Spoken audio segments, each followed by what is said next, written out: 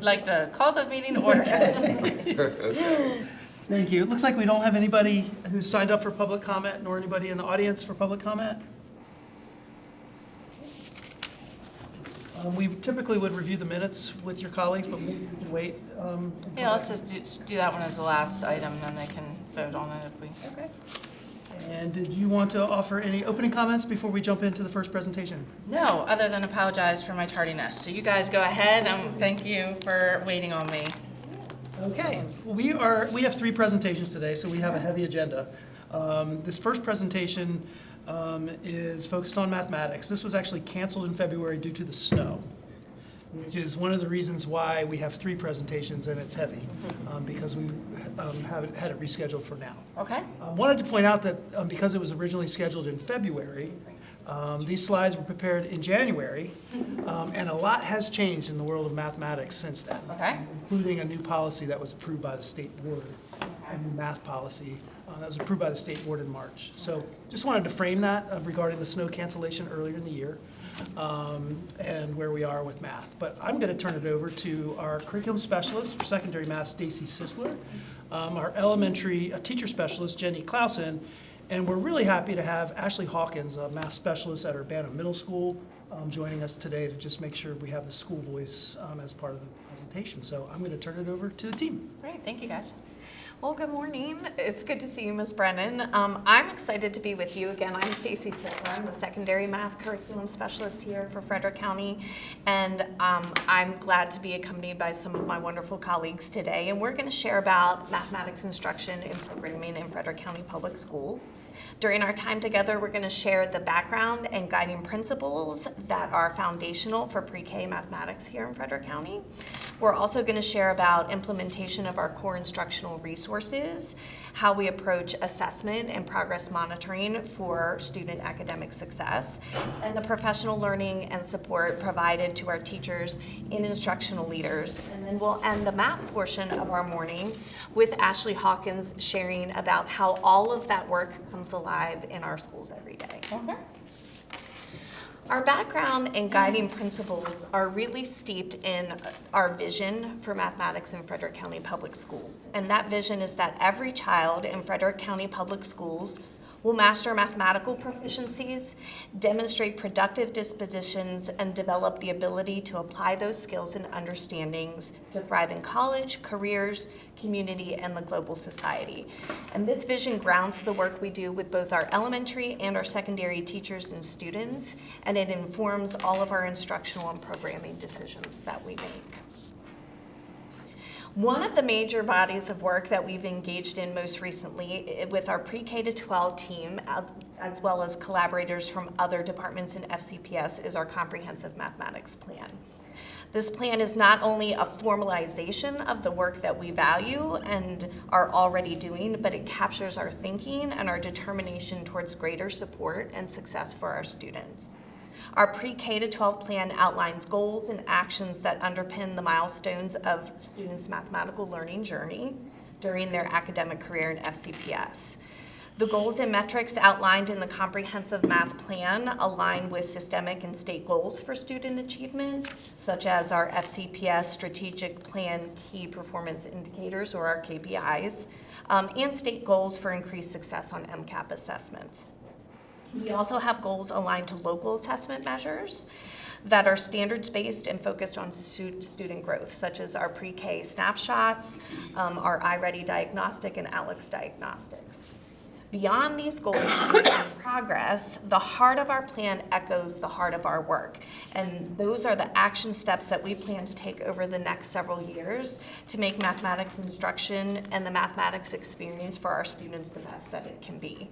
These actions are organized under 6 priorities in our comprehensive math plan, and they include early learning and community-based strategies, a multi-tiered system of academic supports, high-quality, equitable instruction for all students, professional learning, and community and stakeholder engagement. Under each of these priorities, our team worked to identify shared and level-specific actions that exemplify our work and desired outcomes. It serves as a living document of the work that will be reviewed on a continuous basis. To date, we've submitted 2 drafts of our comprehensive math plan to the state. An initial draft was submitted in September of 2024, so about 9 months ago. And a revision after that first round of feedback came from the state, focused on the pre-K to 5 portion of the plan, was submitted at the end of January. Our most recent revision is shared publicly on the FCPS Blueprint website under the legislative reports on the stakeholder resources section. We will have one final opportunity for additional revisions for the full pre-K to 12 plan after additional feedback and guidance is received by the state later this spring. And that final revision will be submitted at the end of the summer. End of August, beginning of September is the timeline they've given us right now. Effective for 26, 27, or 25, 26 school year, or Effective, yes. pretty much Yeah, immediately? it will be our immediate body of work. Okay.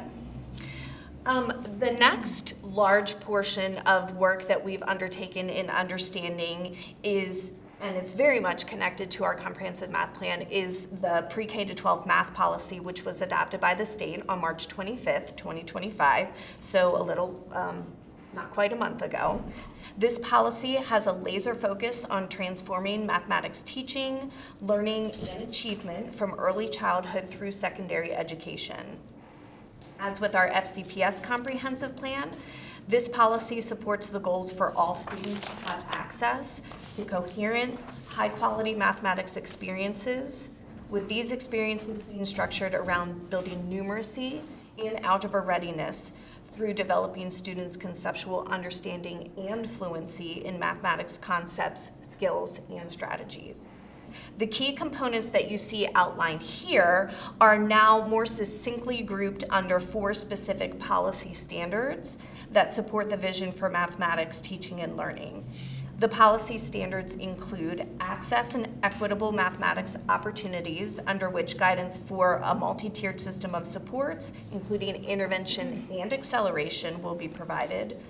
The second policy is college and career readiness math standards progression, through which the alignment of standards from pre-K through integrated algebra 2 will be realized, as well as alignment of post-CCR courses to secondary math pathways for both career and college aspirations. The third policy is a system of supports for educators, which focuses on mathematical instructional coaching and statewide professional learning opportunities, as well as engaging families and communities around important work of mathematics education. And the last policy standard is assessment and accountability, which leverages not just state assessment and diagnostic assessment data, but it also brings into focus the important student success information that we gain from standards-based common formative assessments as a driver to inform instructional decisions. As we look internally at how our work is impacted by these components and these policy standards, we believe we're well positioned and already have structures in place that are foundational to this work. But we also have work that will need to be done in both course and instructional design to position ourselves for the most impactful support for our students and teachers in the future.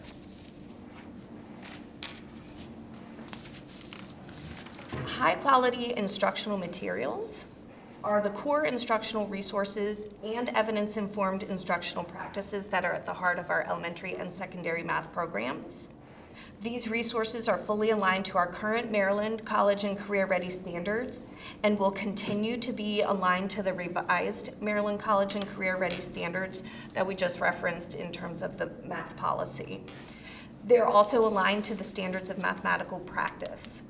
Each of our anchor resources includes robust assessments, personalized instruction structures, print and digital teacher resources, as well as print and digital student resources, including student consumable texts.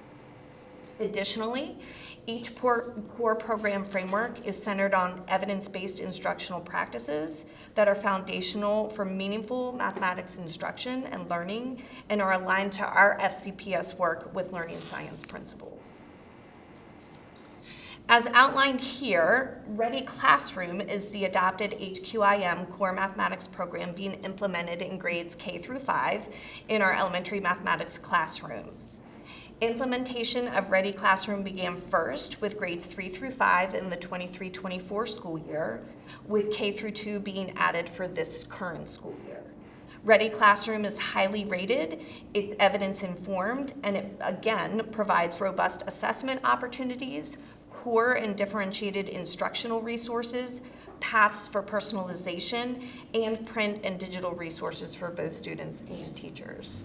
Similarly, Reveal Math is the adopted HQIM core math program being implemented in grades 6 through Algebra 2 courses in our secondary math classes in FCPS. Again, a highly rated, evidence-informed program, also providing standards-aligned, robust assessments, core and differentiated instructional resources, digital and print resources for both teachers and students, options for personalization, and the like. Onboarding and initial implementation with both programs focused on building capacity with the resources essential for delivering impactful Core 1 instruction, including support from Ready Classroom and Reveal Math partners to provide school-based math specialists, math teachers and co-teachers, and school-based administrators with initial professional learning. As implementation continues, work focuses on uplifting components of both programs that support instruction for specific student groups such as multilingual learners and students with disabilities, as well as sharing best practices from school teams that will help scale the impact of the resources across schools. One example is the alignment of HQIM resources for supporting vocabulary instruction and meaningful math discourse. Each Reveal Math lesson and module has focused vocabulary as well as a language development handbook to support vocabulary instruction. Each Ready Classroom unit has a Build Your Vocabulary activity that focuses on both mathematics vocabulary and academic vocabulary. So the difference between like Tier 2 vocabulary versus Tier 3 vocabulary. Both resources incorporate mathematics discourse routines such as noticing and wondering, same and different, and which one doesn't belong to support students with making sense of mathematics verbally through discourse.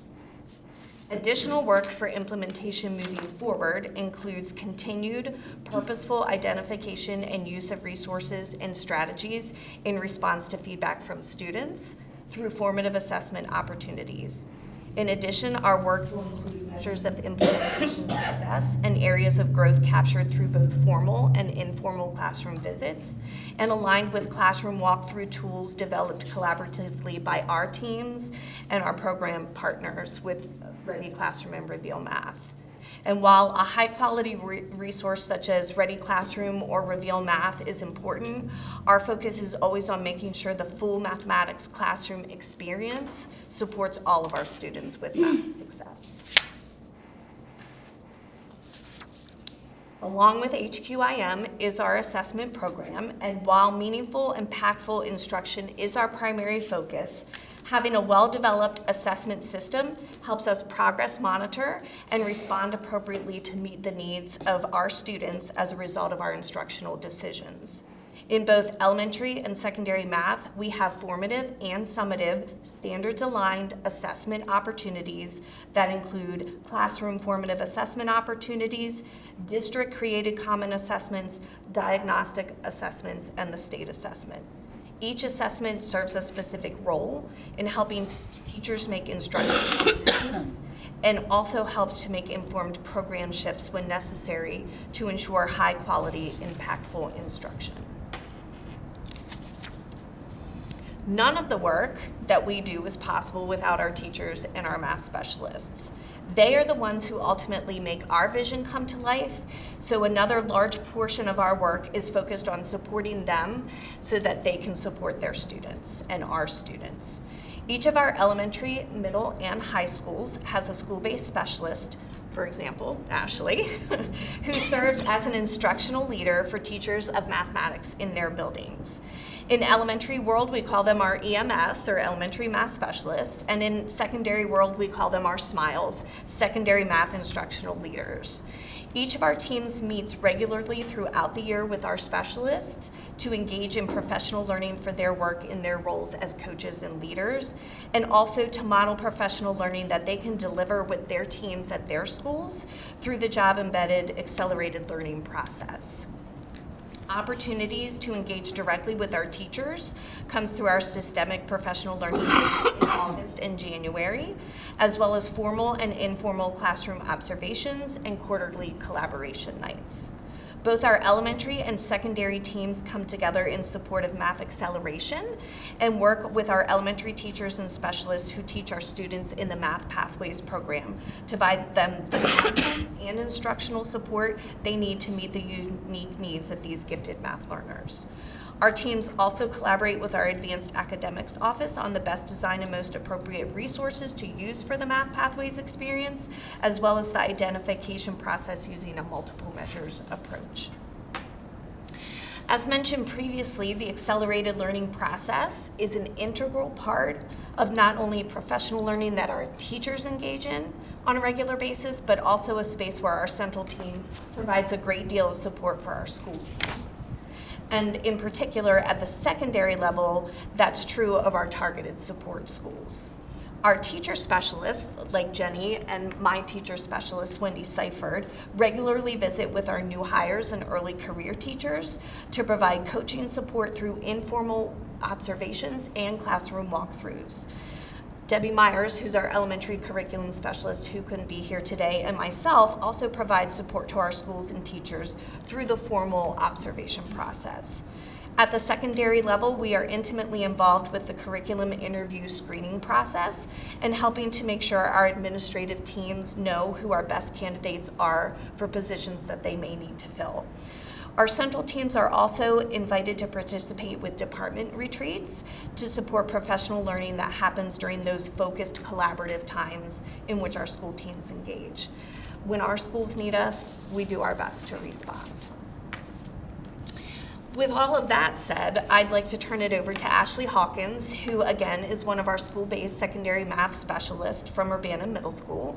And she's going to share with you what all of this looks like in the day-to-day happenings of a school, from core program implementation to assessments to working with her team in ALP, supporting students, and whatever else she has to share. Okay, so the Reveal math program in middle school has been wonderful. It is really nice to have a comprehensive program that goes from 6th grade through 8th grade, or Algebra 1, Algebra 2, Geometry, those courses, that is the same for all students, because teachers are able to really dive in and get to know all parts of the program. It's been really helpful also that we go from the beginning to the end. In previous iterations, we've had resources that support our curriculum but don't go directly in order. So it's helpful to be able to start a school year at the beginning of a math book and end the school year at the end of a math book. It's helpful for families to support their kids that way. It's also helpful for teachers. One of the other things we really like about Reveal is the interactivity that it provides for students and families. So kids are able to have personalized practice through the Reveal platform and through Alex, which is paired with Reveal. But also, families are then able to support students using those platforms as well. There's lots of letters for families that you can print and send home, or that you can email home. There are lots of ways for them to see the way that we are instructing math in classrooms so that they can help kids with that at home. And that's a concern that a lot of families have shared over the last 10 years or so. I don't know how to help my kid with this at home. And Reveal really kind of closes that gap for families. So it's been really nice to have that resource. Last year, as our first year with the resource, was overwhelming because it has so much with it. But this year has been smooth sailing, and people really, really enjoy certain parts for certain lessons, and they know exactly where to go to get things. It's been great. Also, the Reveal partners from McGraw-Hill have been super responsive and helpful. If you can't figure something out in the platform, the little question mark, the people are responsive right away. So you don't have to wait. If you're on your 47-minute planning period, you don't have time to wait 3 days for a response by email, but they're lovely and respond really well. So if you're trying to look for something or something isn't working, that part's really nice. Other things about Reveal. The assessment resources in Reveal are great. because there are 3 versions of every assessment that are considered like on grade level assessments. But beyond that, there are also below grade level assessments and above grade level assessments that you can kind of tap into if certain kids may need different types of questions in order to access what's going on in the classroom. And that's been helpful for teachers who don't have to kind of reinvent the wheel or take liberty with, I don't know how to make this a little bit easier, but still make it aligned to what we're doing in class. Or on the reverse, I need to make this something that makes these kids think a little bit deeper. All of those resources are available in Reveal. It's been really great. The teachers are already asking, how long are we going to keep this? We really like Reveal. How long do we have the contract for? We really want to keep it. So that's been great. Alex, that works with Reveal, has also been something. We've had Alex for an additional year, 3 years of Alex now. 4 years of Alex, where the kids can get personalized practice that is right at their level. It's been helpful to let kids work on math at home that they can work on. One of the things that sometimes is hard in math classrooms is to assign students math practice to do at home if they don't know how to do it. If they don't figure it out in class and then you send them home to practice, they can't do it. They don't know how to do it. So Alex kind of helps with that because it gives them the practice they know how to do. So they're continuing to practice. They're practicing things from the past. They're practicing new things if they're ready for new things. But the teacher doesn't have to worry about sending them home with things they can't do, and they're still getting that practice at home. We do lots of things at Urbana Middle School, and I know all the different schools do different things to kind of celebrate the learning that students do and that is visible via their Alex Pie. We do our Pie Month is in March because of Pie Day, and we do celebrations where kids, however many topics they complete, they can earn tickets and then they get actual pies. We pull out names and they get pies to take home. We do extra recess for students who do a certain amount of topics, lots of things to like incentivize them working in Alex. But the kids really don't hate it, and a lot of programs that we've worked with, kids just feel like this is just hard and I don't like it. Like it's not fun.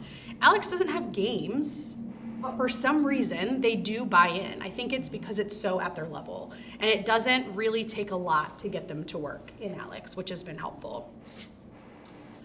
As far as other assessment progress monitoring tools, we have core module assessments in all of our secondary courses that are 5 questions. What's been it was difficult to initially write the assessments and choose 5 questions, because there are lots of times where we're like, we could ask this and we could also ask this and what about this, and are we covering all aspects of the standard? But what's been nice in the schools about the 5 questions is it really narrows the focus for kids who can't do more than that, but we can really find out what they know without penalizing them for not being able to do it fast. I mean, we don't care if they do it fast. We want them to be efficient, but we want them to be able to access it. And so the 5 questions has been super helpful. It's also nice to be able to compare what's going on in this classroom period 3 to that other person's classroom period 5, because they have the same 5 questions. And you're able to see if there are strategies or instructional things that might be able to take from one classroom and put it in another classroom. Or how come your classroom had a really tough time with number 3, but your classroom did really well, and they might share a resource or an activity that they did that they feel like really helped their kids to kind of develop a deeper understanding. So that's been super helpful to the core module assessments. The questions that we chose all came from the Reveal platform. So they're aligned also with the practice resources that students are using. I'm trying to think if there's anything else about Reveal before I talk about how. Quite a bit of it. We do love it. So most of my work with teachers formally comes in the accelerated learning process, which I meet with my teachers once a week officially for ALP. Unofficially, probably 3 to 4 times a week. They are regularly asking for reassurance that can I do this? Can I try this? What do you think about this? These kids really didn't get this exit ticket. We're thinking this. What do you think? And so I think developing those relationships formally through ALP has allowed them to also happen naturally, which is the goal. The goal is that they can make those instructional decisions and feel confident about it, but when they have questions, they know they can ask. And so I meet with them once a week. We typically meet in grade level teams, so I meet with all the 8th grade teachers or all the 6th grade teachers. But because we do have one common planning time, occasionally I would say like once every 6 to 8 weeks. We meet as a department, which is nice.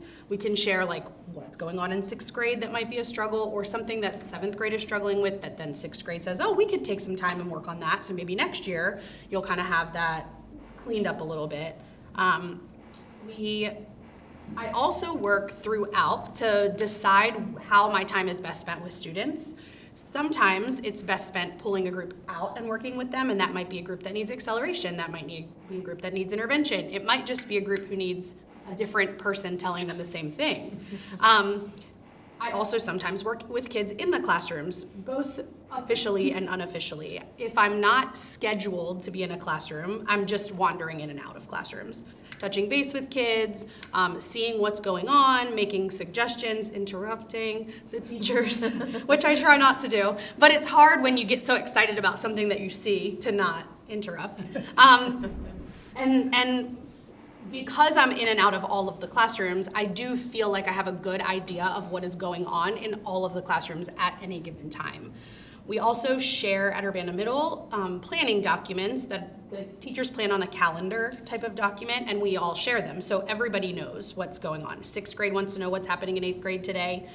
They can just pull up the 8th grade document and see what's going on. And so that's also helpful for me to kind of decide where my time is best spent. If somebody's doing a station rotation activity, that's probably the best place for me versus if somebody else is giving an assessment. And so that's been helpful. Those common planning documents have been helpful. Another thing that we've been working on at Urbana Middle specifically as a math department and how our school can support math learning, because it's not as difficult as you might think to infuse math in the other content areas, but for some, maybe the art teacher, it feels like, how am I gonna teach math over here?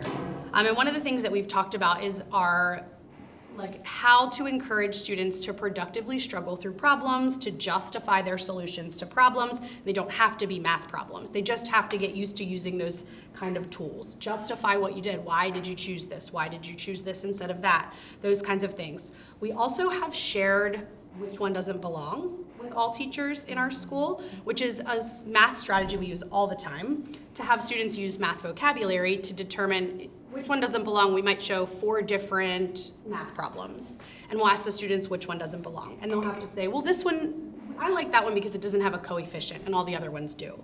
Or I really picked this one that doesn't belong because it's the only one that results in a negative answer. Or, whatever. They kind of try to figure out how they're all the same and different. And we thought as a math department that this was definitely something you could use in multiple contents. And so now students are seeing these which one doesn't belong problems in tech ed or in music or in other places, and they're calling it which one doesn't belong, which is helpful. They're like, did my math teacher show you this? But it's been helpful because a lot of the common language that's being used in other places has been helpful to support math learning, and even just the engagement in math, rather than in previous years where teachers are like, I'm not sure I can help you with that, I don't know what that math is. That kind of thing. We're trying to squash that conversation. So that positive math mindset and using those which one doesn't belongs has been something that we've put in place this year that's been helpful kind of across the school to support that without having teachers feel overwhelmed. They're not teaching math. Right? They're just taking that strategy and putting it into their own content. No, I think that's what we do. It's different it's different every day. It's a different job every day. Very true, very true. Thank you, Ms. Hawkins. So we've had opportunity to share with you, so what questions do you have for us now? So you mentioned that the state reviewing and giving you feedback. How do they relay that feedback back to you?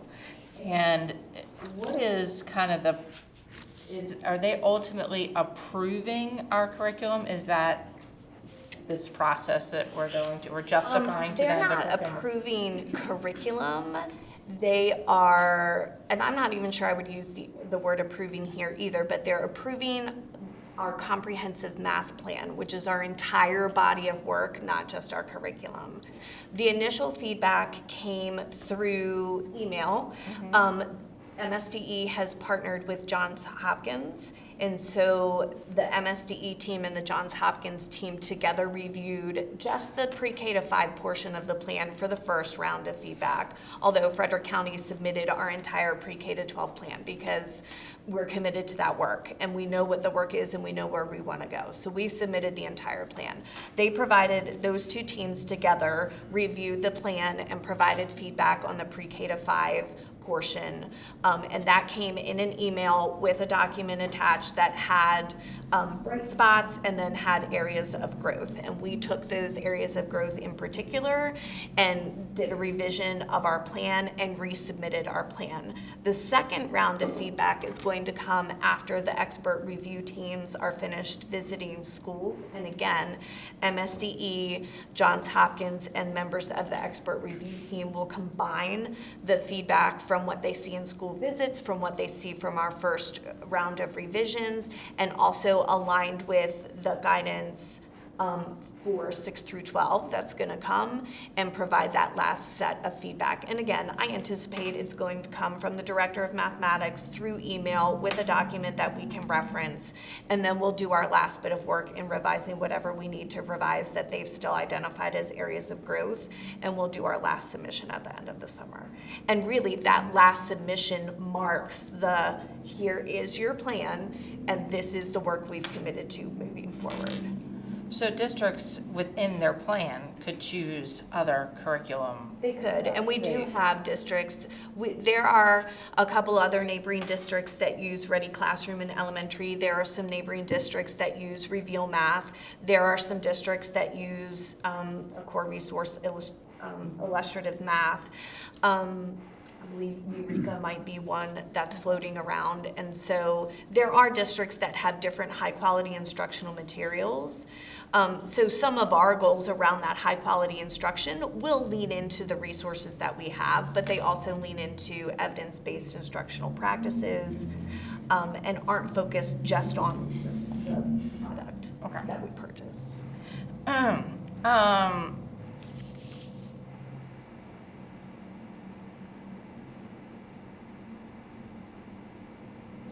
What are you aware of, and I don't mean to put you on the spot, it's okay to say, what other districts have implemented, what we're planning to implement, which I realize we're doing some of it already, iReady or whatever. And have we reviewed improvements, what those other districts have achieved as far as increased scores, whatever other metrics that they are measuring, whatever other KPIs that they're using. Have we looked at what other districts who've implemented what we want to implement? Are there any that are doing it? Do we look at that and do we determine, say like, hey, this has worked, this gave them a 5% increase, this gave them a 10% increase, this brought reduced the emerging learners, by 20%. Are we looking at that? Have we done any of that data, that analysis? Not formally. Okay. I know MSDE has done a little bit of that analysis, and last spring, Frederick County was actually part of a visit from MSDE to some of our elementary schools and also some of our middle schools who had shown significant gains in achievement as measured by MCAP, but certainly, that's not the be-all and end-all of the work that we do or how we measure it. But they were able to come and visit, I believe it was 3 of our elementary schools and 3 of our middle school programs and see the work that we were doing with initial implementation with our core resources. And they were able to ask questions of our team, of the teachers in the classrooms, of the administrators in the building. Our work with measuring implementation success is one of the areas that we've identified as an area of growth and need.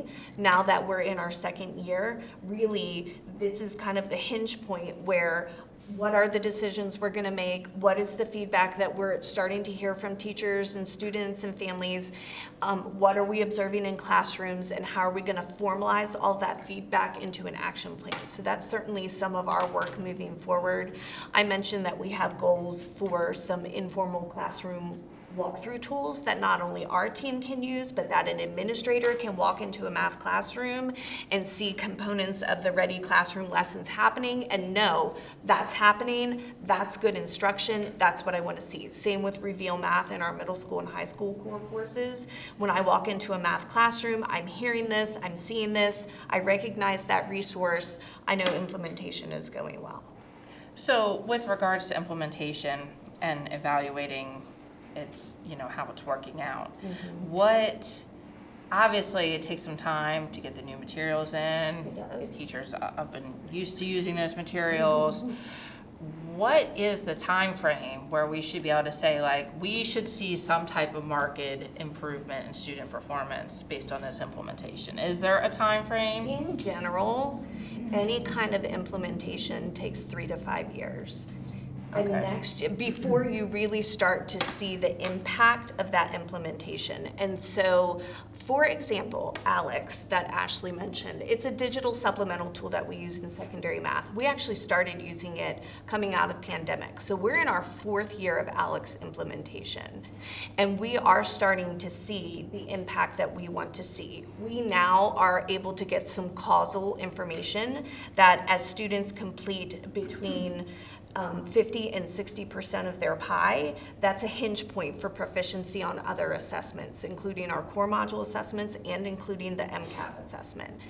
And that has been because from year 1 to year 2 to year 3 and now to this year, we've refined what our expectations with implementation are, how much we want students to interact. We've been able to identify those hinge points and those goals and where proficiency really starts to align with all the different kinds of assessments and measures that we have for student progress, and we're in year 4.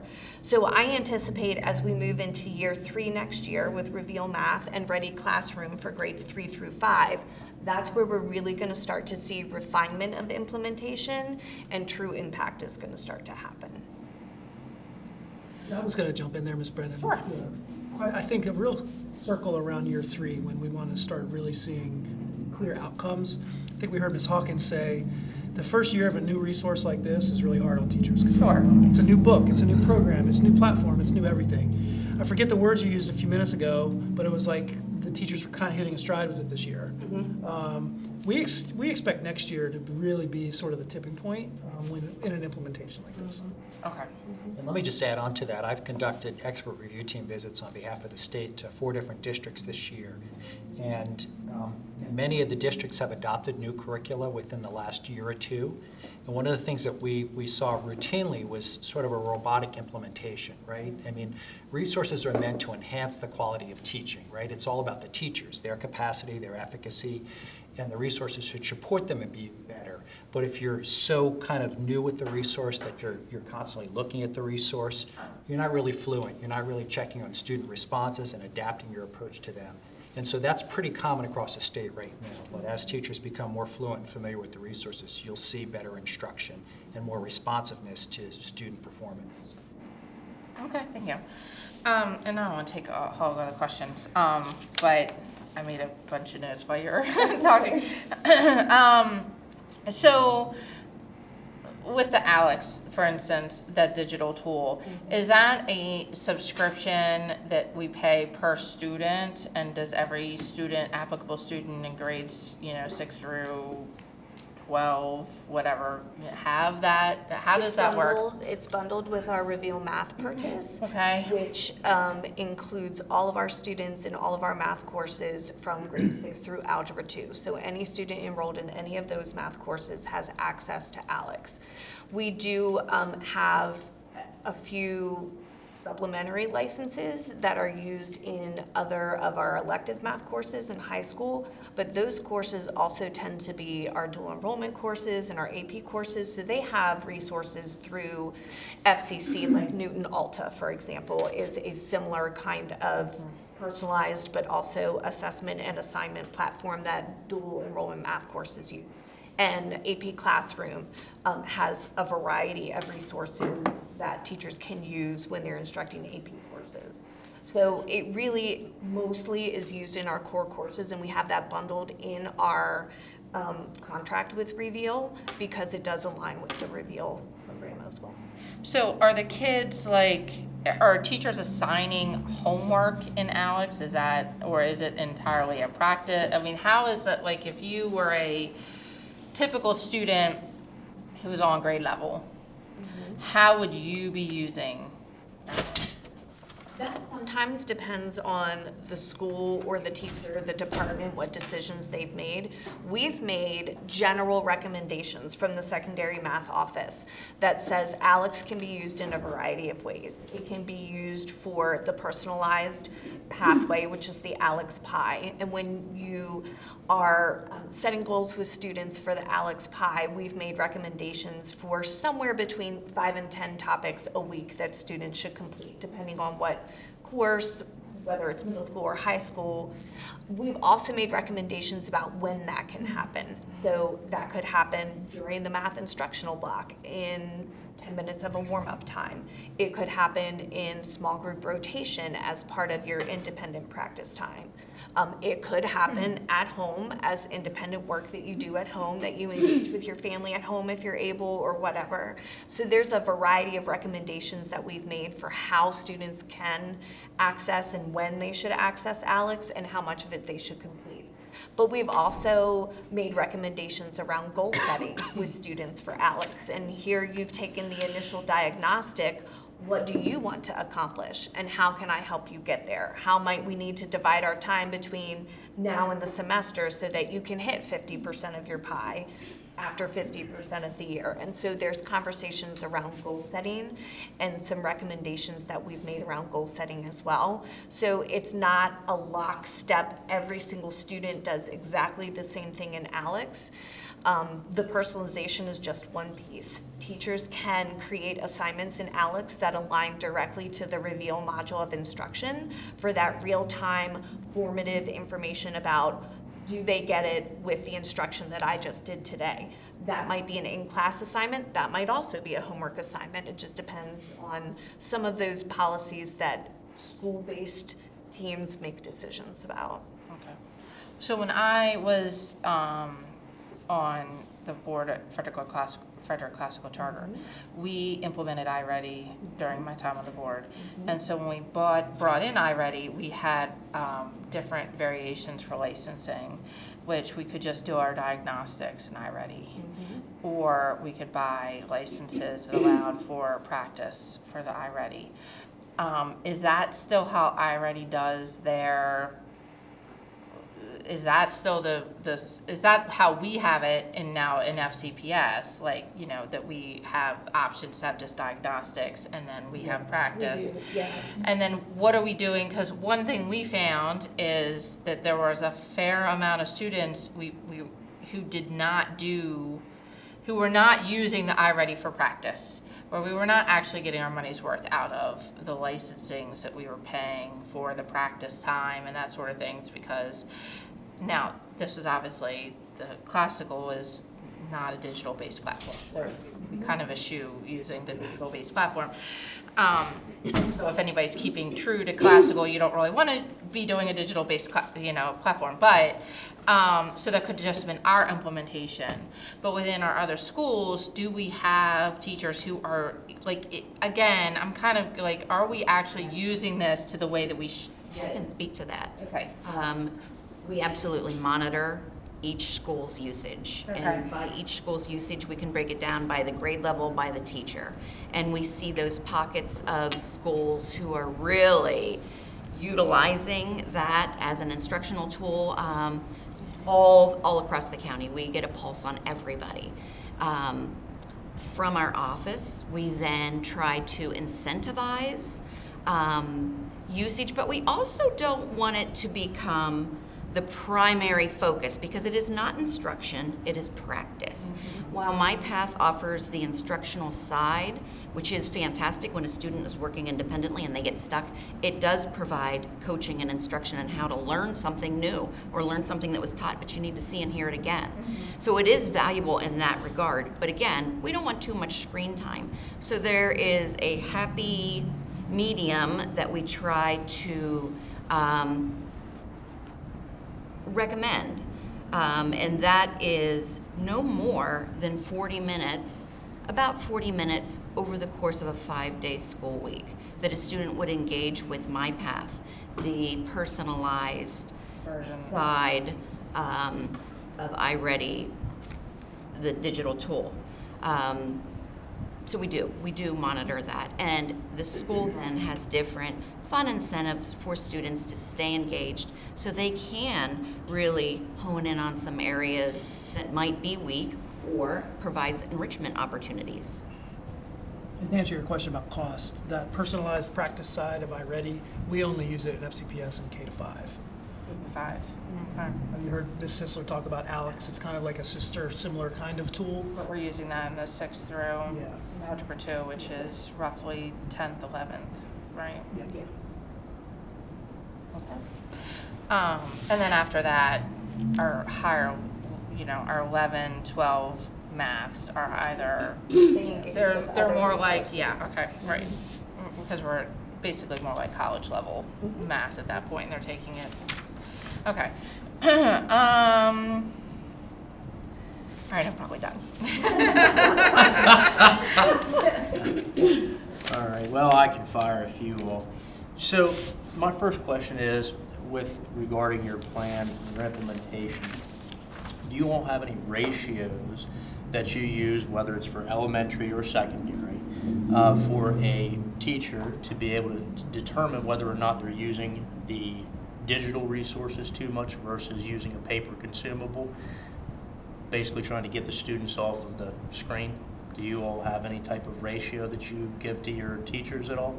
We have not formalized a recommendation about the ratio between screen time and print time. I can tell you we have encouraged in mathematics, though, some of the things that I described already, like math discourse. If students are glued to a screen, they're not talking about mathematics. So we've recommended instructional practices in math routines that absolutely incorporate that math discourse, that student-to-student talk, student with teachers talk, so that they're really processing mathematics in a different way. We also, even though we use digital platforms for assessment, for example, Performance Matters for our core module assessments, we always provide a work mat and a space for students to write down mathematics, because even the act of writing it down and interacting with it helps you learn it in a different way than just looking at it on a screen. So we haven't formalized a ratio of digital time versus print time, but we certainly have made recommendations in our instructional program where the screen is not appropriate and we need students interacting with mathematics in a different way. Do you see any instances, since there's not any type of preset guidelines? I mean, I can see it as a parent, but I'm asking you as an educator. Do you see, and somebody who's supervising and seeing programs around the county, do you see any places where maybe some teachers are a little heavy in their classroom with mathematics and maybe they need to try to get away from that, and there should be some type of guideline to try and give those goalposts? Because not everybody teaches the same, just like not everybody learns the same. But you have to set some type of standard, otherwise, if there's not a standard, you can't hold anybody to any recommendations. We do. Yeah, and I would say those are, I don't want to say rare, but those instances are not as common as the instances where we see students interacting more paper, pencil, talking with each other. There's certainly room for growth. And like we discussed, year 3 of implementation with our program, it's not just about Reveal Math or not just about Ready Classroom, but it's also about what are the instructional practices that we need to lean into that's going to help support every single student with a meaningful mathematics experience. And so in that implementation work and what we recommend, that is the space where we can make those recommendations. We shouldn't see kids on screens all the time. We should see conversations about mathematics happening. We should see students engaging with manipulatives for support with numeracy and for struggling learners, and really for building conceptual understanding. For any student, you don't have to be a struggling learner to use manipulatives to build conceptual understanding. So refining those implementation recommendations moving into year 3 is the space where we can provide guardrails around the balance of digital and other kinds of learning. And then when, especially in mathematics, because I mean, of course, once you get behind, I mean, it's very, very hard sometimes to catch kids up. One of the big concerns I've been hearing from parents as well as students, and it's a question, at what point is there intervention by either the school level leadership or here at central office when you have almost entire classes failing, say, geometry at Catoctin High School? I mean, it's pretty bad. I mean, it sometimes you could say, well, is it the students or is it the teacher? But either way, there needs to be somebody investigating these type of things, and you can't wait until the year's already over to be looking at these problems because those kids are already screwed by the impact of getting an F. So what type of interventions is occurring with the teachers to try and see, well, maybe they really don't know what they're doing with these lessons. Maybe we need to give them some support. Or maybe they're just generally shouldn't be teaching that subject. What type of assessments is being given throughout the year to ensure that the students are getting the best quality teaching out of the teacher? I can help address that, Ms. Sisler. Great question in terms of how we know what the issue may be. And I don't know if you were able to see the slide about the assessment system, you know, the iReady or Alex, for example. Yeah, I caught that. Got that one. 3 times a year, district-wide. The core module assessments that you heard Ms. Sisler mention, 3 times a year, district-wide, or 4? Core module Yeah. assessments happen with every module, but we collect about half of them for progress monitoring data. So when we look as a district, we can see teacher to teacher within a school anomalies. We can see classroom to classroom or school to school anomalies, and certainly have the ability to see where some of those issues are occurring and are able to intervene. And we as a central team, I think Ms. Sisler said it earlier, that's a big part of our work is being in schools when there are issues of that nature that we can see as a result of the assessment system that's being established. That's one way. The other way is being in a lot of classrooms. Ms. Sisler observes classrooms every single week, shoulder to shoulder with teachers who may be struggling. And I think that, again, is a big part of how we not only monitor, but how we do something about it when we see an issue. And some of that also is our partnership with our school-based administrators.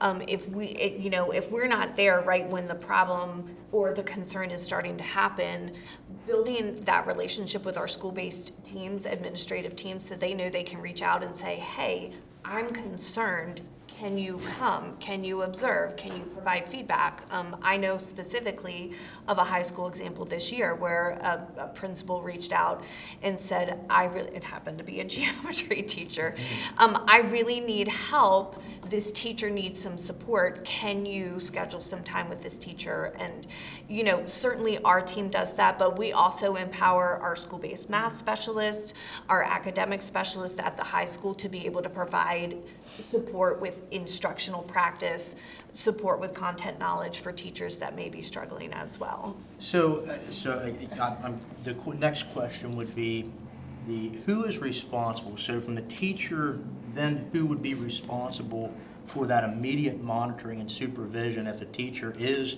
say they have a whole class failing geometry and it's a continued pattern, or maybe really it should be investigated from the first time it happens. Who's the first line of that? That's the principal. The principal. The principal ultimately. They're the instructional leader at their building. Okay. So that instructional program and the work that's happening in their building starts with them, and then when they need support, they reach out to us. Okay. And what happens if you're not hearing from your principal, but you're hearing of a problem? Say that again? If you hear of a problem at a school, say regarding a central geometry office? teacher, what do you do if you're not hearing from the principal? Do you go ahead and investigate it yourself, or do you all wait to hear from the principal? I mean, how proactive? No, Control the instructional directors. So, good afternoon or morning, wherever we are. I'm one of the elementary instructional directors, but we have elementary, middle, and high school. So I think that the question you've posed would likely come to us. So if there's a concern about something that happens at a school, we often don't hear from the principal, but we'll hear about it from a family Right. or a teacher. And in that case, it becomes our conversation to follow up with that principal, get some information, and often our next steps would be to involve curricular support if it's a concern about a specific course or a teacher or something that's curriculum centered. Okay, So- so if the building principal is ultimately the first line that's responsible, is there any type of policy that is set to dictate to the principal to be checking on each of the teachers, whether it's math or what have you, to ensure that, hey, they don't have a whole class flunking? I mean, and how often, is there any type of standard for that they're supposed to be monitoring? So I think that we would look towards our evaluation process for that. So teachers are on an evaluation cycle, so they're either in an evaluation year where they'll be formally observed twice or 4 times if they're non-tenured, or if it's an off year for an evaluation, they are required to have an SLO, so student learning objective, so a goal that they set, that they collect data on, and they meet with the administrator at the beginning of the year for approval of the SLO, and then too many acronyms, and then also progress monitored at the midpoint of the year. Now, in fairness, I can't say that student learning goal would be directly connected to a course where there might be concern, but there are data teams at our schools. There's an SST process where principals, as instructional leaders in the building, along with their admin teams, should certainly be aware if there are classes that there's an overwhelming amount of students who aren't succeeding. I think there are processes in place. Policy-wise, I would turn. Well, can I interject too? I mean, it's pretty standard practice. I mean, I was a principal for over 21 years, and it's pretty standard practice in our schools to run the D&F list at the end of, at the midterm and at the end of the term, and to sit down and do an analysis of the Ds and Fs. So not only are you looking at students, but you're looking at where those Ds and Fs are occurring so that you can develop some sort of intervention. And as many people have said, sometimes the intervention involves partnering with our at the time, colleagues at central office to support teachers, to support a program, whatever it may be. So I mean, that's telling me what you guys are doing, but I gotta say, that seems very poor. There should be active monitoring throughout the term because these kids already have failed by the time you all are getting to them. What is being done to address, there should be some type of data alert to the principal. Hey, you have a whole class failing. And it should go out immediately. It shouldn't be waiting till the midterm's over, the term's over. It sounds like to me, there's a lot of good ideas and a lot of things being done, but it's actually not the active monitoring that FCPS truly needs. And I think that there needs to be some active data monitoring by the building principal, and if not by the building principal, somebody that can provide that data to the individuals who's going to ultimately be responsible, because once these kids get behind and they get that F, if they're in high school, they might have to repeat that class next year. I mean, nobody wants to be held back. Nobody wants to have to repeat classes. There should be active monitoring. It should not be waiting until after the fact, because after the fact is too late. That sounds like to me, basically, the plans here is all after action. We need immediate action when there's and it's essentially an academic emergency for these kids, and there's no intervention for them. That's ridiculous. All right.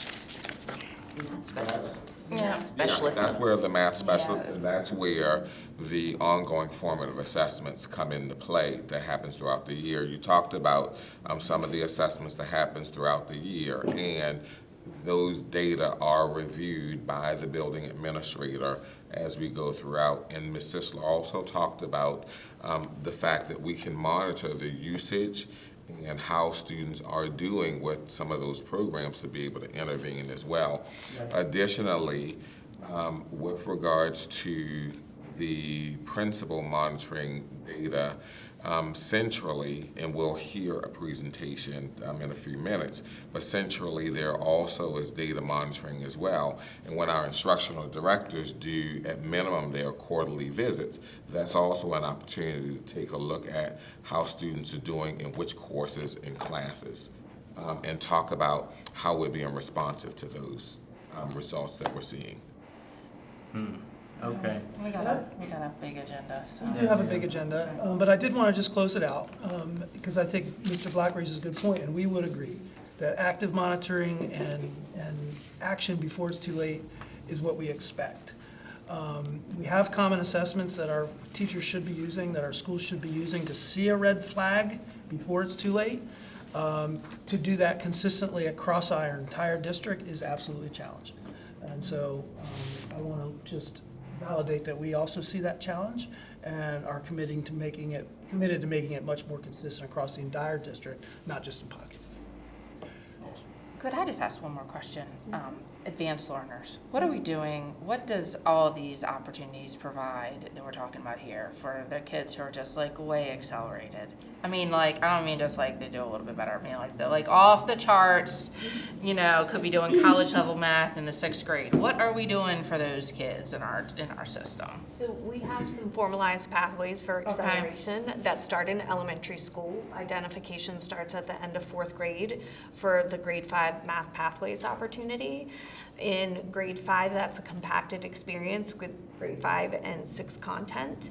And when they move from grade 5 into middle school, then they move into our 7 accelerated course, which is also a compacted experience with grades 7 and 8, so that by 7th grade they're in Algebra 1 and in 8th grade they're in geometry. Now, some of that may shift in the future because of the recommendations coming out of the MSDE math policy for acceleration, and actually their policy is recommending opportunities for acceleration even earlier, so our students will have even earlier access to what they need for those really advanced learners. But as they move out of middle school from, say, geometry into high school, they complete Algebra 2, and then they have many pathways open to them. Again, most of those pathways supported with courses for AP and dual enrollment, where they can explore all the mathematics that they want to explore. Yeah, I mean, I think kind of once we get to high school-ish, we're good, because we have the opportunity to do the accelerated, you know, to do the dual enrollment classes, which, you know, will give them college level math. I was concerned about the starting so late. I do feel that like kind of maybe that 5th grade is a little late for some of those kids who are just kind of like off the charts in math, to be given them but okay, that's fine. I just wanted to know. Thank you very much.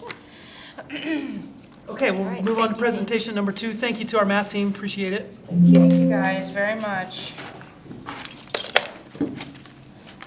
Mr. Black, I said at the beginning, we have 3 topics today because one was rescheduled from the snow, so apologize for the heavy agenda.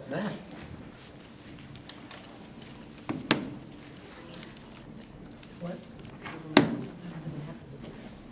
Recording.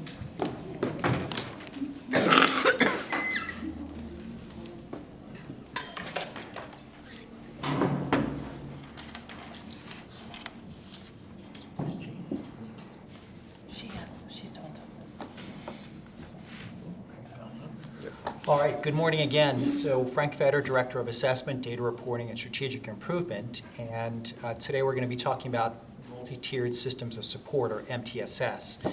And that's certainly the model that we use in planning for meeting the needs of all students, regardless of where they are in kind of their learning progression. And so today we're going to specifically talking about reading and math intervention, especially at the Tier 2 and Tier 3 levels. And folks from my team are here because the intervention for reading and math mostly falls under my particular office. We work really closely with the curriculum office. We collaborate with them pretty regularly. There are also a couple of interventions that are supported by special ed, too, and so we're going to talk about some of those today. So I'm going to turn it over to Ms. Brittany Garst, who is the Acting Supervisor of Intervention and Local Assessment. Hi, everyone. Today with me I have Jennifer Fleming, who's our teacher specialist for math intervention, Michelle Dennis, who is our teacher specialist for intervention, and Jennifer Horty, who is also a teacher specialist for intervention from the special education department.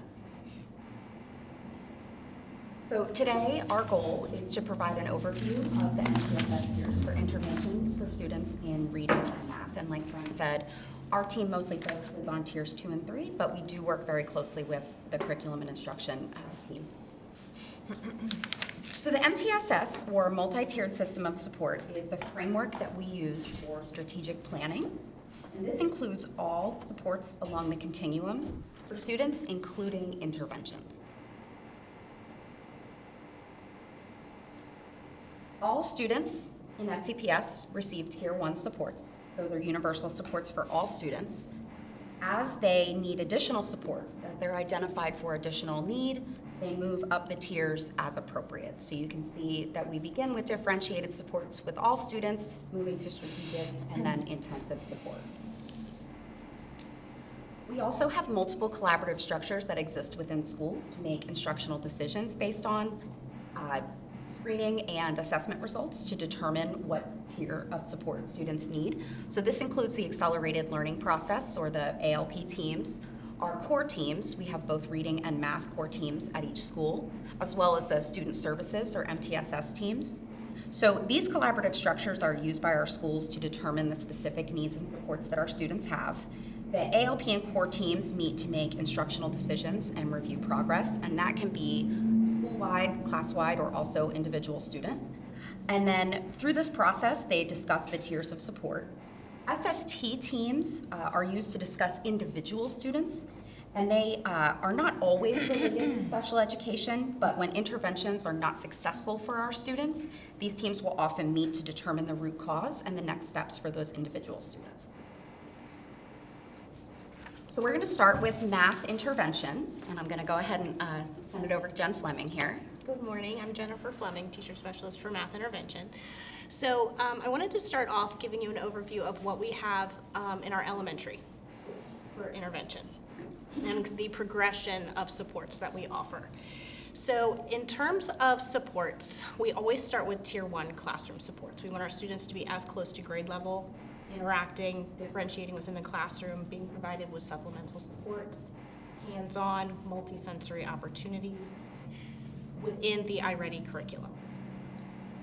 We use a lot of the formal and informal assessments that you heard about in the previous presentation to help determine areas of need and how to meet those areas of need. Is it something that we can do in a small group rotation within the classroom and with hands-on manipulatives, or is it a situation where we need to dive into more of a root cause and start attacking that root cause very specifically?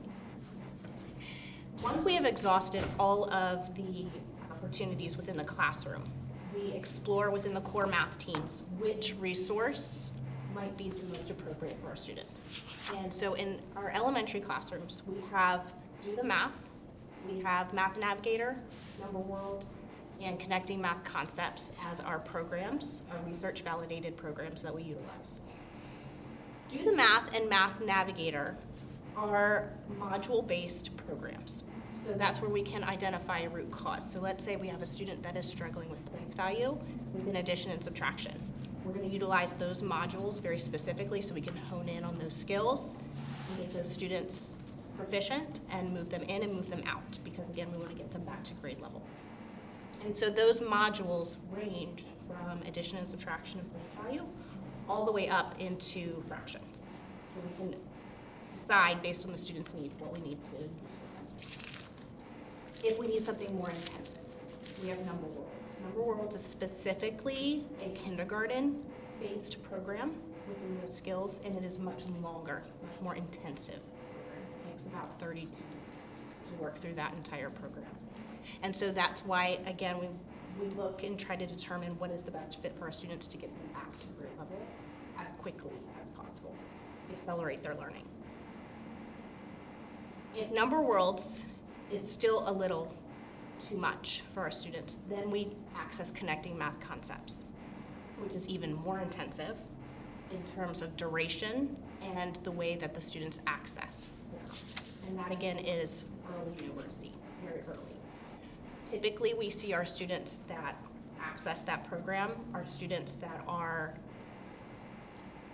very much struggling. For example, if we're in 3rd, 4th, or 5th grade, and we're still struggling with identifying numbers. So when you see the progression of intensity, we like to stay as close to grade level as possible, and then we progress through. If we have a student that these programs are not meeting their needs, then we also have the option to do an intensive specially designed instruction plan, and that's where we work closely with special education to design and pull other resources. We might access some of the resources within these programs, but then we may also access evidence-based strategies, hands-on manipulatives, things like that, to really hone in for those particular students. Because as you mentioned before, Every student is very different, and every student learns differently, so we individualize it. In elementary this year, actually over the last 2 years, we have gone into multisensory mathematics training with our math specialists at all grade levels, as well as our math interventionists, so that they can really understand which manipulatives, which tools, which hands-on resources go along with which skills. And that's not just applicable in the intervention, it's also applicable at the grade level classrooms. Two very exciting pieces that we are exploring this spring is we are piloting or field testing a new intervention at kindergarten. It's called Kickstart. So currently, our programs don't typically start until first grade, but we know that early intervention is key so that we can catch them early. In order to do that, we are also field testing universal screeners for number sense. So in literacy, we have DIBELS. The students take the DIBELS assessment. This is very similar in that we are going to identify students that have demonstrated needs through our formal assessments like iReady and the kindergarten readiness assessment in kindergarten. And this will allow us to then identify the root causes and what we need to attack early in kindergarten. And so we're field testing that screener this year, this spring at a few schools, as well as Kickstart as our new intervention, which will then, taking those identified areas of need, attack them early in kindergarten as well. And so that's been something that we have needed, and so we're taking that on. It also addresses much of what's in the math policy that is coming. At secondary, it's different in that in elementary, the schools have a math block, and so the math intervention opportunities tend to happen in that math block rotation. In secondary, it's very course-based. So at secondary, we have math intervention courses that the students can access. Again, first stop is Tier 1. We want them in the classroom on grade level, accessing those Tier 1 supports, whether we use the informal assessments, the core module assessments, we identify their needs, we differentiate appropriately. From there, there are Tier 2 supports. Our on-grade level math classes at secondary have built-in prerequisite content within the curriculum so that students that might need a refresher or might need a reminder or might need to go back a year to see skills to make connections, that is built into our on-grade level classrooms. If we have students that require much more support, we have courses at middle school that we call math readiness, and at high school it's called algebra readiness. And it is a strategically designed acceleration opportunity that connects skills from grades 3 all the way through grades 8 so that we can make the connections to the standards and help to fill in that unfinished learning. We also do have intensively designed instruction at secondary that we need to working with the special education department to develop them for the students there as well. I'm going to pass it back off to Ms. Karst. All right, so now that we've heard about our math interventions, we're going to talk about our universal screening process. You can see up here in the chart, we have the different universal screeners that we use along the left, and then on the top, you can see the different grade levels where those screeners are used. So our universal screening is utilized 3 times a year across all of our levels to monitor progress and also areas of need for our students. When students don't meet the benchmark on these assessments, schools will follow up with supplemental instruction at the appropriate tier. So that could be Tier 1 instruction, but it also could be Tier 2 or Tier 3 intervention. In order to make some of those determinations, our schools also will often utilize diagnostic assessments after taking the universal screener to hone in on very specific skills that students need instruction in. So those can also be very helpful in identifying areas of need. As you can see, we use DIBELS at elementary, quite a number of those assessments to identify very specific areas of need and foundational skills. And then we also use the iReady to monitor our vocabulary comprehension skills of all of our students. So before we take a look at our reading interventions, I wanted to take a second to just review the basis for how we determine what interventions we use and what is appropriate for students and when. So all of our reading instruction and interventions in FCPS are guided by the science of reading. So this is Scarborough's rope, which identifies the individual strands that are woven together to come for students to have skilled reading. So you can see along the left, these are the specific skills or strands that students need to master. And as they become increasingly automatic and strategic with those skills, they are able to become more fluent and they're able to be skilled readers. So our reading intervention programs are aligned to these two different strands where students have these skills. So we have the word recognition strand, which covers skills such as phonological awareness, decoding, and also sight word recognition. We also have our language comprehension strand, which is where students are learning skills such as background knowledge, vocabulary, language structure, verbal reasoning, and literacy knowledge. So you can see that we have programs at all levels, elementary through high school, that offer instruction in each of these strands. So starting with the word recognition strand, at all levels and for all skills, we offer Tier 1 supplemental instruction within our classroom. So that might look different depending on the level, but that is something that's received by every single student in the county. At the elementary level for word recognition, we offer two programs. Our first is Nyhouse Reading Readiness, which is a program most often used at kindergarten and first grade. And that program addresses our very most basic reading skills that students may need support in. So that would include things like automaticity with letter naming, being able to identify all the letters of the alphabet quickly. That also addresses skills such as phonemic awareness, so being able to hear the different sounds in a word so that you can then take that word apart and decode it. We also offer a program, Really Great Reading. That program addresses students whose skills need to be honed in one grade level below where they are. So for example, if you have a second grader who is operating at the beginning of the first grade skills, they would utilize Really Great Reading as an accelerated structured literacy intervention in order to reach grade level as quickly as possible. Now for our students who have much more significant need, and this is at all levels, we have two intensive structured literacy programs, Language Foundations and Orton Gillingham Plus. These programs are multi-year programs, so they do require a multi-year commitment on behalf of the students, but these are programs that really are offered for our most intensive needs.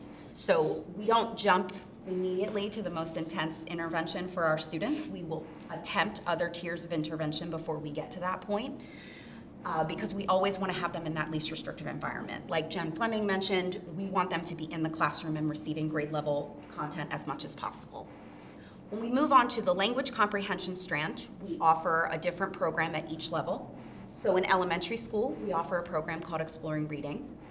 In middle school, we use a program called Read 180, and at high school, we offer a program called Achieve 3000, which is woven into a year-long English course. So typically, students will take English either in the fall or the spring in our high schools.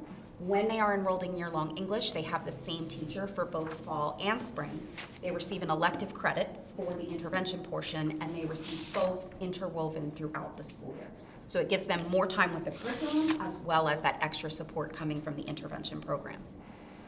Finally, we also have a program, Visualizing and Verbalizing, and also Talkies we offer at all levels.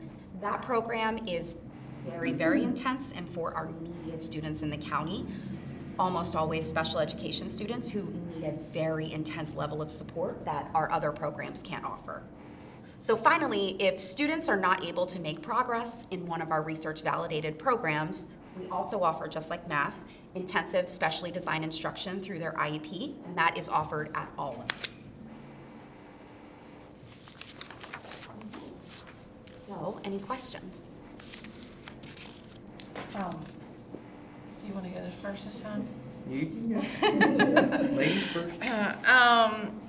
So, when we've identified kids that are struggling, how are we really relaying that to parents, getting parental buy-in, making sure that we are sending home additional materials, you know, whatever, making sure that they have all the logins for whatever, because one thing that I've heard from parents, and I experienced a little bit with myself, I would get the dibbles and I would read it and I would look at it and I would understand it, but I would mention things about that to friends and they would say things like, oh, I didn't know, I got this thing from school, you know, or, and to them, and you know, they might have been telling them your child's a whole grade level behind, and it wasn't, they didn't really understand. I think they kind of felt like it would come with like a big red warning, like your child is a whole grade level behind. Instead, it comes in this nice little letter, and it says like, "Oh, you're an emerging learner," and they think, "Oh, okay, well, we're emerging learning." Like,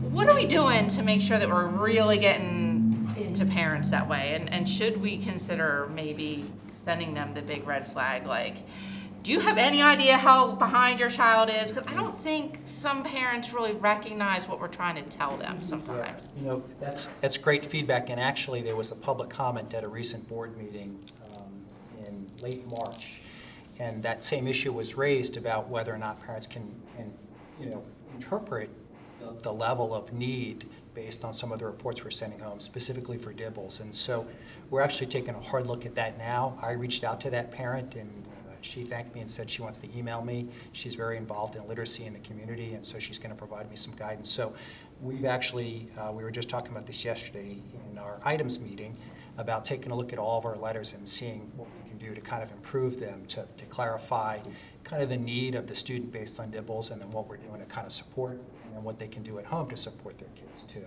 I just think too, maybe perhaps, you know, we get just a little constructive feedback. As a parent in the system, we get so much stuff. And so you get overwhelmed. I mean, even now I have a senior graduating and I'm like, oh God, I gotta check, and what is, we get all the things like, was this an important thing? And was it, you know what I mean? And so like, maybe that's where we call and we say, hey, I need you to know your child is a grade level behind. I need you to know this about, as opposed to maybe trying, because I do think some of that stuff just gets lost. So we would absolutely expect that, you know, counselor, the literacy specialist, or somebody would call when we're going to put students in, such as a tier 2 or tier 3 intervention, to talk with them about that. So that would certainly be the expectation. The dibbles would be something in addition to that we're required to send to all students. And also, you know, we're getting ready to come into summer break, and, you know, we used to get the summer packets, and we don't do the summer packets anymore. And I realized people didn't do the summer packets, but if you're a type A parent like me, so I missed the summer packet. But also, you know, just to kind of say, like, hey, these are things that would be helpful going into the summer. Like, your child is a struggling learner, and maybe other kids can go 3 months without or 2 months without, but your kid can't. And kind of how we communicate that better to parents, because when I talk to parents, they say, like, I just had no idea my kid was that far behind. Maybe they weren't particularly good students, maybe they're, you know, overwhelmed with other life circumstances, and they're not hearing from us in a way that relays the, like, you know, the warning light and the urgency. And, you know, and we know early intervention, we get these kids past 3rd or 4th grade and they are not on grade level, we have largely lost them, and we know this, you know what I mean? And it is, they lose the interest in recovering this space themselves, and they have to have that buy-in, and if they don't have that buy-in, then they're not participating. You know, they're not going to participate in their own catching up because they've already lost interest. And I think that's one thing that's been on my mind. And then, can I expand on that real sure. quick? I think that probably a real easy way to put it is we're using too much industry jargon for these parents. You can't sit here and say, well, your child's an emerging learner. What the heck is that? No, other than a teacher, if you're sitting there versed in dibbles, is going to know what the hell they're talking about. It needs to be put in very simple terms, red flag warning type stuff. Hey, your child is falling behind. It needs to be put very plainly. We are not doing a good job at putting simple, plain communication out there and simple to understand language for families of all education backgrounds, all, you know, comprehension backgrounds. It needs to be very simple. And that way it gets the parents questioning. if you get the parents questioning and you get them to buy and be like, oh man, yeah, I need to contact the school, it's better that they contact the school than the school contact them, because that means you're getting that parent's buy-in. So we need to do a better job at that type of communication and making it very simple. Good feedback, thank you. So regarding the interventions, and this is a complaint that I've also heard from parents, some of the parents that I've talked to said that it really kind of takes almost too long to get from, we ultimately end up maybe at Orton Gillingham. It took us 3 years to get there. And in the interim, we lost out again on that time and that child's buy-in to the process. What can we do to kind of compress that or help identify, like, maybe it's not best to go through all those things all the time? Like, what are we doing to think about that? You know, like, what's our, I don't know. Absolutely, and that's a great question. And we have also heard very similar feedback, not only from the community, but also our schools. And our team has been working really closely with special education this year to improve our processes of getting students identified as soon as possible. I know that was a big message that we all had at the beginning of the year when we met with all of our intervention teachers and our literacy specialists about we need to get them in the program as soon as possible. We can't be waiting until 3rd, 4th, 5th grade to get them into it, because as you said, when they have those intense needs, it does take 2 to 4 years for them to be able to catch up, right?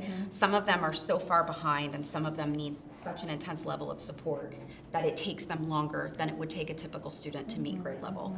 And so I know that that has been, even just recently, we've been working together as a team to come up with better guideposts for having schools be able to identify them sooner. One thing we also do is when we look at our beginning of year and then again our middle of year DIBELS data, we reach out to schools and share that data with them and make recommendations for which students need to jump ahead a tier.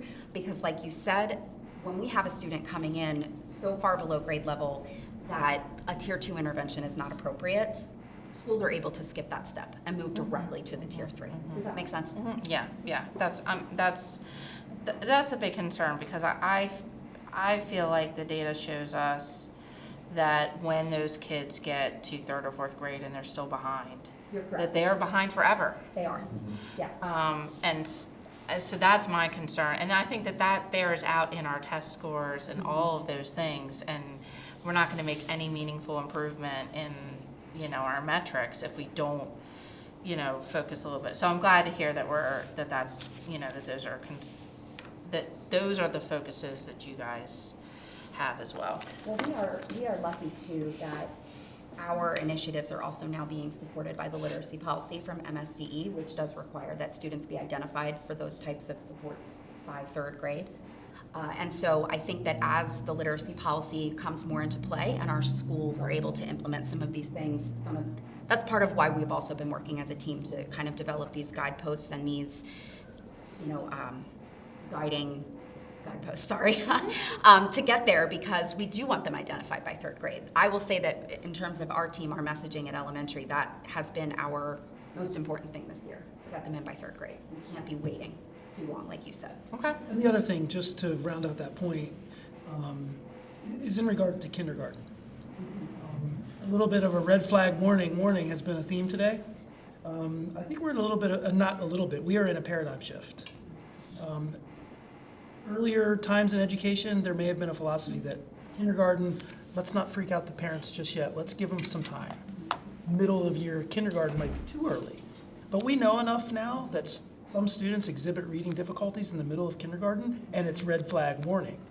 So a focus on kindergarten to do that is also something that is really important. It will be a paradigm shift, because just because of what I just said. So we agree, and an emphasis on kindergarten now and into the future, we think will also address some of these tenets around early intervention. And we actually also did some work with pre-K, because the warning signs of dyslexia begin to occur even earlier. And so if we can begin to identify kids who maybe show some warning signs in pre-K, even before they're learning to read, we can use those to intervene with those students much more quickly in kindergarten.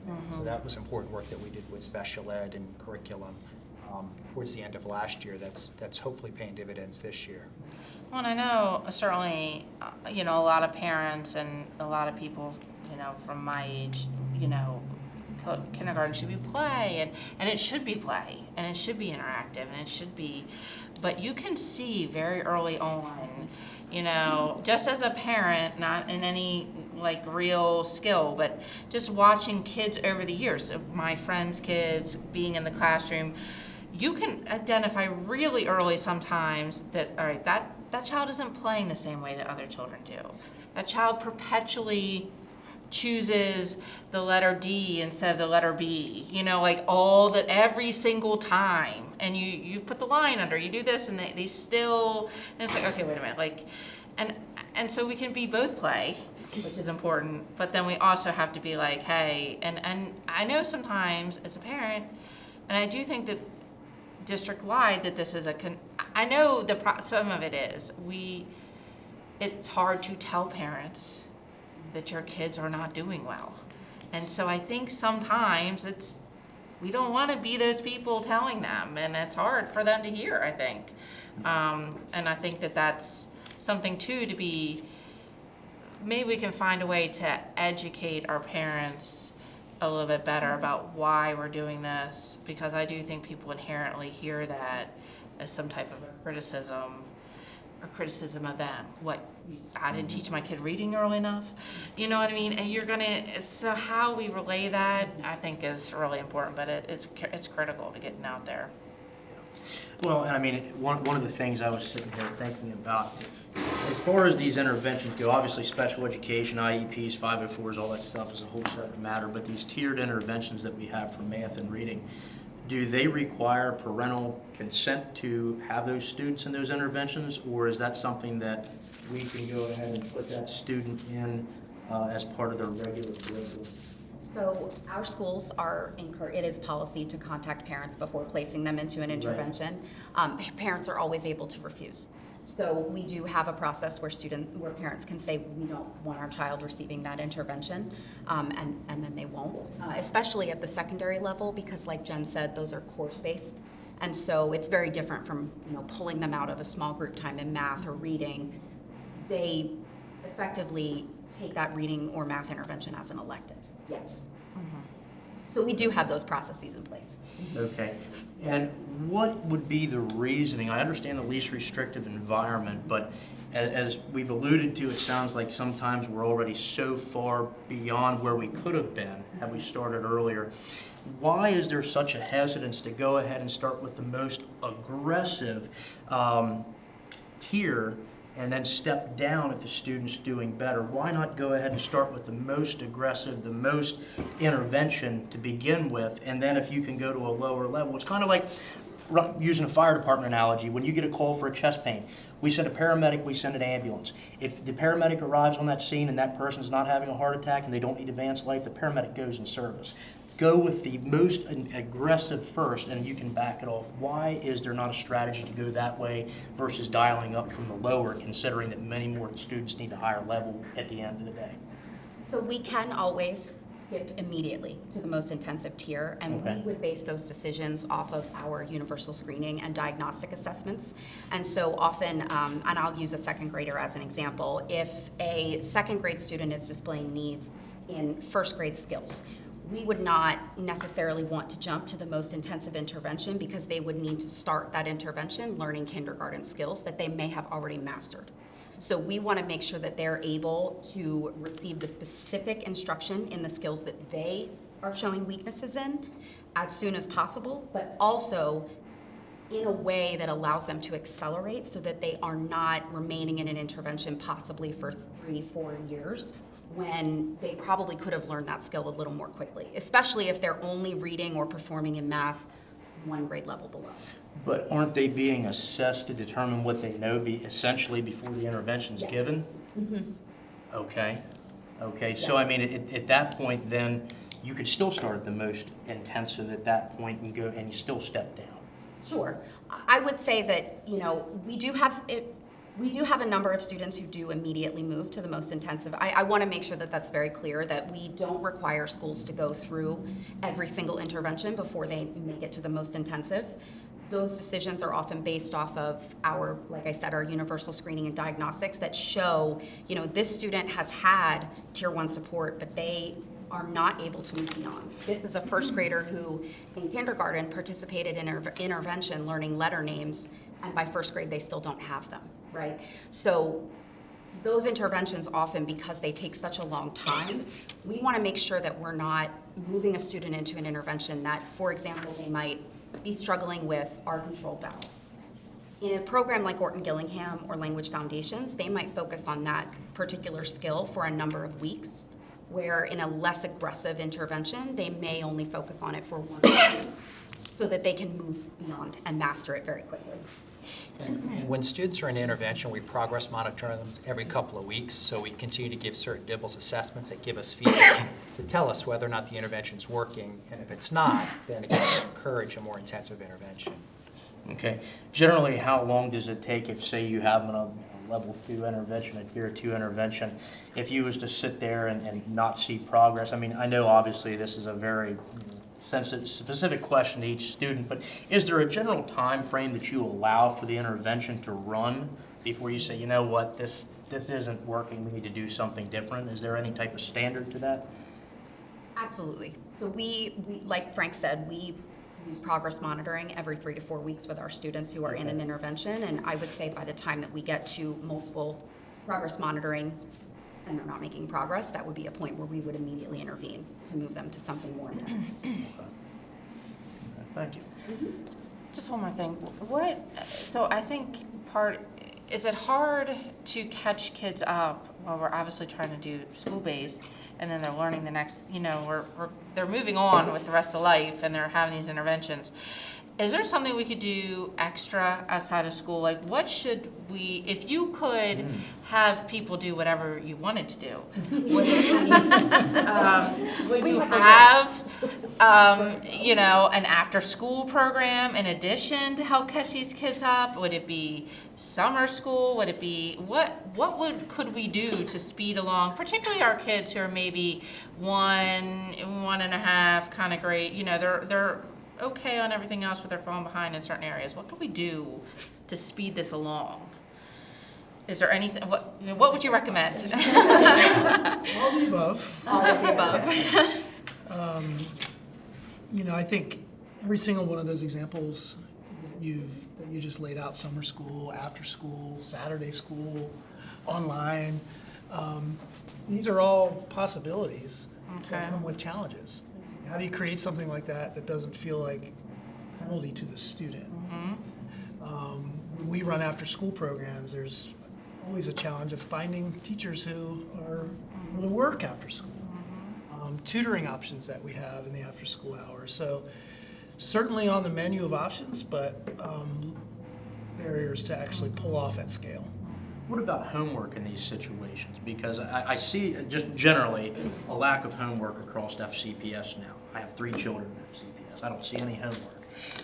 Homework was huge when I was in school, so my curiosity is there being homework assigned to these students who's receiving these extra interventions? I already know the answer because I have a student that's getting it. So in terms of our interventions, we don't often send home things for students to complete independently because the reason that they're struggling with learning means that they can't really teach themselves reading or math, and so they need that direct instruction from their teacher in order to access those skills. So really homework is much more appropriate for our grade level courses, because when students are going home, they don't have the same level of support that they have with a teacher in the classroom who's able to teach them those skills when they're so far behind. Right, but if say as a teacher's going over, let's just use Algebra 1 class, the student's receiving extra intervention for Algebra 1. Well, how are you going to see whether that student's doing well or not if you're the one providing the intervention? Well, you send home a worksheet and bring it back the next day. Does the kid get what you showed him today? I mean, to me, that's a daily assessment. It seems like that's the problem that we're in all these things that we're hearing about today, is the immediate action that needs to be taken. There's such a lack thereof on both FCPS and the individual teachers and the building administrators. I'm not hearing really the accountability that needs to be in place. Parents. I mean, it's very discouraging. The parents. I'm not, I just would like to know, like, one of the things we did, because we used Singapore math, and not everybody did Singapore math, and it was a hard transition if you came into our program at, you know, later grades, was we actually had a homework club that was large. All of the tutors were our older kids who were now in high school. So they came back to our school, you know, and they tutored our younger students, you know. So, I mean, I really wish we could, what some of our options would be to be creative and what we could do to help solve some of these things, and what as a board we could do to support funding. Like, what could we do to help, you know, like pay teachers to be extra like we pay for coaches and those sorts of things. Like, what kind of options we could have, because I really do feel like it's tough to keep our kids that fall behind, to get them back up in a timely fashion, and it's not, we can only do so much within an actual school day. There's gonna have to be some extra, and how we get that to our kids and make it not feel like punishment, you know? Nobody wants to, you know, that's hard, But I would welcome in the future any suggestions you I will guys would say have in that way. To your question about what can we do from a budgetary or board standpoint, we're in an interesting place right now because for many years we had the ESSER COVID relief funding that provided funds for a lot of these programs to catch kids up, all of which is now dried up and gone. Right. Coupled with the budgetary challenges that we just have anyway. So we did have for a few years extensive resources for after-school tutoring, where teachers were earning their hourly rate to work with kids after school. Okay. But that was an extension of the COVID relief funds through ESSER that dried up. And so our reality with budget and resources is certainly a barrier as well. Thank If I you. can interrupt just really quick, sorry, from the gallery back here. Ashley and I were just talking about there may be some untapped opportunities with our math honor societies at our high schools and supporting students at middle school and elementary school with homework support or math tutoring support. And it does happen in some spaces, like Urbana is utilizing that. But it might be something that's untapped in some of our other feeders. That's a no-cost opportunity for us because those Math Honor Society kids are many times looking for hours to fulfill their service in their society. And so, you know, I do think we have some unexplored potentials outside of budget constraints. But again, you know, we have to have students who are available after school and you know, we have, when students stay to receive that support, we have to have a way to get them home and things like that. But it is an untapped potential that exists that I think is something to think about. I know our kids liked learning from the high schoolers. Yes. They thought that was cool. They were, you know, I mean, they just really enjoyed that interaction. So it was, you know, a different way of getting some material that wasn't the teacher. You know, and you're tired of talking to that person all day, you know? So just to kind of connect the dots, if you think about their presentation and you think about the work that they're doing, our fairly new HQIM implementation, our universal screeners, our work with teams across departments, I do think that we're putting structures in place, our focus on communicating simply and clearly with parents. We're putting things in place that I hope will address and that I anticipate will address some of the concerns that you're raising in terms of the number of students and how to accelerate their learning. I did want to, the conversation is fantastic, but I did want we got the next. I know. I know. Well, here's my question. We've got about 12 minutes left of this committee. We are able to bring this back if you would like us to present this at a future C&I committee, or if you would like us to try to get through it in 12 minutes. Say if we could bring it back, only because Janie has missed so much, and I know that she loves being here. Yep. And We think you learning love all this stuff. I do too, but you know, she's not here, so I know that she would miss. You know, so I think that if we could bring it back, if that would be, and I feel bad for wasting your time for the extra people, but No, it's good to be a part of the conversation and hear the questions and hear how you're thinking. So that's important for all of us. So then what we'll do is you have the the schedule? Yes, so if we could get your feedback, we had reworked the rest of the year because of those snow cancellations. So the May meeting was already going to be a third agenda item with advanced academics, environmental literacy, and the rescheduled social studies. And then in June, we have scheduled the District Committee on Assessments in the virtual school. Would you like to pick up where we left off at the next meeting and start with the library media update and kind of, we'll work then on a schedule on bumping?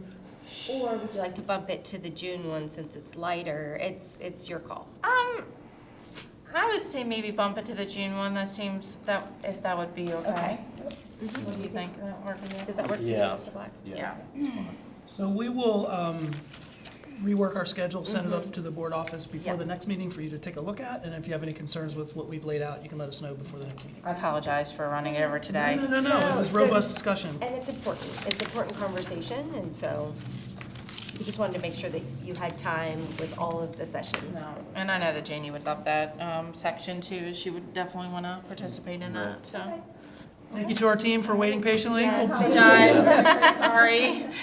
One item of business, if you had a chance to review the minutes from the March meeting, and if there's any questions or comments. I did not have any, so I think they're fine with me. Yeah. Okay, so consensus on the minutes. Any final comments from board members before? No, thank you all very much for your time. All right. All right, thank you, team. We appreciate it. Thank you guys.